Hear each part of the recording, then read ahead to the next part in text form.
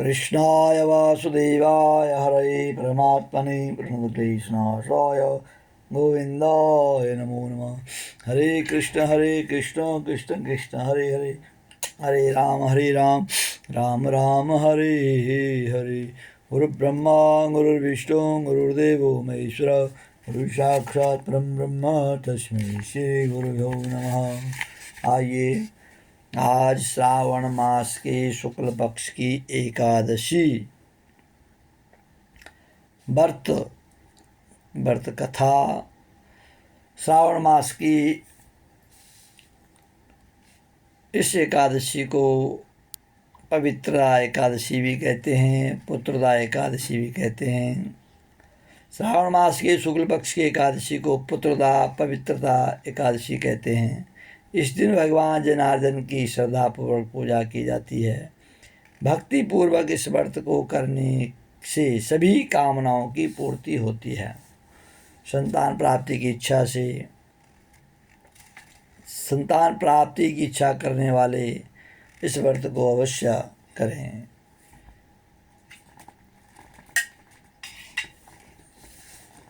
आइए कथा सुनते हैं।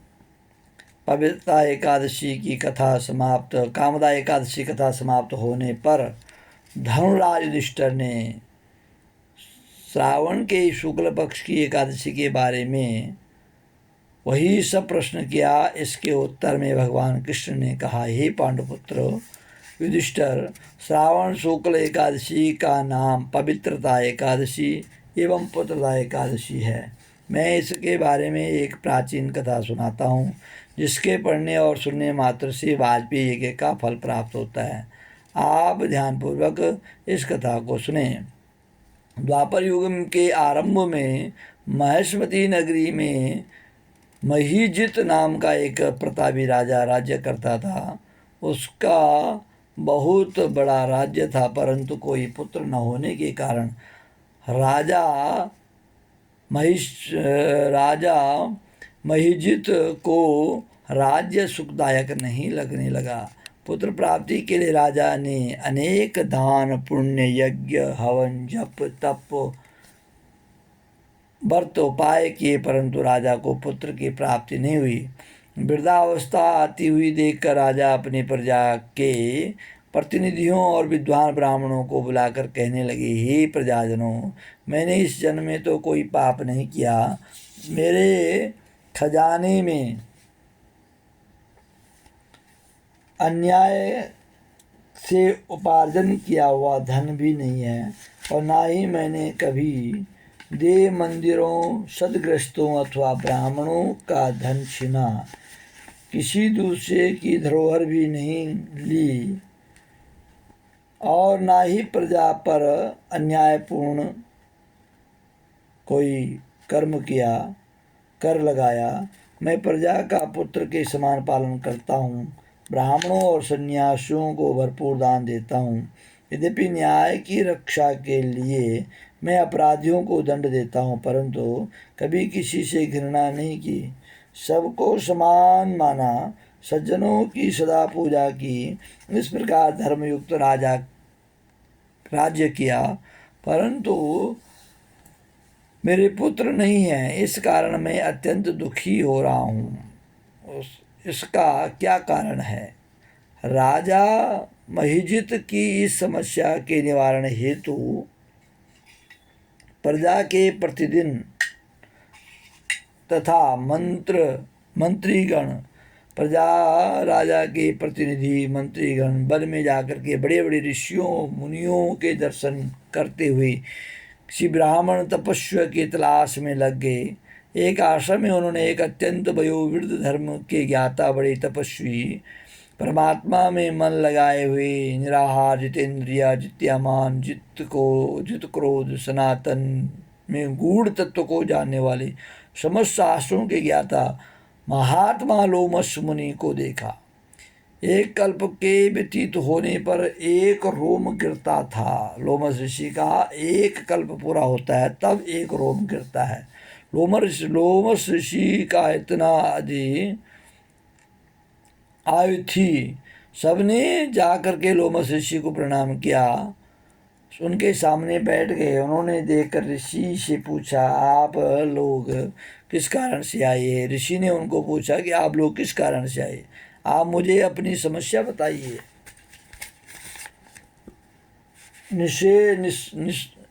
निस्देह मैं आपकी समस्या का हल करूँगा। और लोमस ऋषि के ऐसे वचन सुन करके सब लोग बोले, हे महर्षि, यद्यपि आप हमारी बात जानने में ब्रह्मा से अधिक समर्थ हैं, मगर फिर भी हम अपनी व्यथा कहते हैं। महेश्वतीपुरी की धर्मात्मा राजा महेजित प्रजा का पुत्र के समान पालन करता है, परंतु फिर भी वह पुत्रहीन है। हम लोग उनकी प्रजा हैं। अपने राजा के दुख से हम भी दुखी हैं। इसको पूर्ण विश्वास है कि आपके मार्ग दर्शन से हमारा यह संकट अवश्य दूर हो जाएगा, क्योंकि महान पुरुषों के दर्शन मात्र से ही कष्ट दूर हो जाते हैं। आप कृपा करके राजा के पुत्र होने का उपाय बताइए। यह वार्ता सुनकर ऋषि लोमस बोले, थोड़ी देर में बोले, नेत्र बंद करके, और राजा के पिछले जन्म का वृत्तांत ज्ञात हुआ। लोमस ऋषि ने स्नेह शक्ति वाणी से कहा कि हे महानुभाव, आपका राजा पूर्व जन्म में एक निर्धन वैश्य था। निर्धन होने के कारण उसने अनेक बुरे कर्म किए। एक गांव से दूसरे गांव व्यापार करने के लिए आया करता था। एक समय ज्येष्ठ मास के शुक्ल पक्ष के द्वादशी के दिन मध्याह्न काल के समय, जब कि वह 2 दिन का भूखा प्यासा था, एक जलाशय पर जल पीने गया। उस स्थान पर एक तत्काल ब्याही गौ जल पी रही थी। राजा ने उस प्यासी गौ को जल पीते से हटा दिया और स्वयं जल पीने लगा। इसी पाप के कारण राजा को निपुत्री होने का दुख सहन करना पड़ा। एकादशी के दिन भूखा रहने से वह राजा वन में है और प्यासी गौ को जल पिलाने से हटाने से कारण पुत्रहीन दुखी हो गया। सब लोगों ने कहा कि हे मुनि, राजा के इस पाप के निवारण का कोई उपाय बताइए, अतः राजा का यह पाप नष्ट हो जाए, ऐसा कोई उपाय बताइए। लोमस ऋषि मुनि बोले, हे श्रावण मास के शुक्ल पक्ष की एकादशी पवित्रता है, पवित्रा नाम की एकादशी है। वह सारे पापों से पवित्र कर देती है, सारे पापों को काट देती है। एकादशी का व्रत और रात्रि जागरण करें, मतलब दिन को व्रत करें और रात्रि में जागरण करें। पूर्व जन्म का यह पाप नष्ट होकर के राजा को अवश्य ही पुत्र की प्राप्ति होगी। लोमस ऋषि से उपाय जानने के बाद सभी व्यक्ति नगर को वापस लौट आए।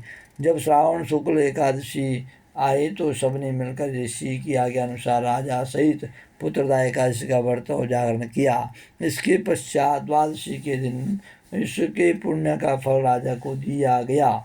उस पुण्य के प्रभाव से रानी ने गर्भ धारण किया और प्रसव काल समाप्त होने के बाद एक सुंदर तेजस्वी पुत्र को जन्म दिया। अंत में भगवान श्री कृष्ण ने कहा, हे राजन, इस श्रावण शुक्ला एकादशी का नाम पुत्रदा एकादशी था। संतान के सुख की इच्छा रखने वाले इस व्रत को अवश्य करें। इसके महात्म्य को सुनने से मनुष्य सब पापों से मुक्त हो जाता है और इस लोक में संतान सुख भोग करके परलोक को स्वर्ग प्राप्त करता है। एकादशी का व्रत जो कोई श्रद्धा भक्ति भाव से सुनता है, भगवान उनकी मनोकामना पूर्ण करते हैं। आज श्रावण शुक्ल पक्षी एकादशी है और 28 तारीख को रक्षाबंधन है। रक्षाबंधन का त्यौहार है, तो आप सभी को रक्षाबंधन की शुभकामनाएं। और हर हर महादेव। श्री कृष्ण गोविंद हरे मुरारी, हे नाथ नारायण वासुदेव। गोविंद गोविंद हरे मुरारी, हे नाथ नारायण वासुदेव। बोले बाल मुकुंद भगवान की, कृष्ण बलदेव की जय। हर हर महादेव, हर हर महादेव।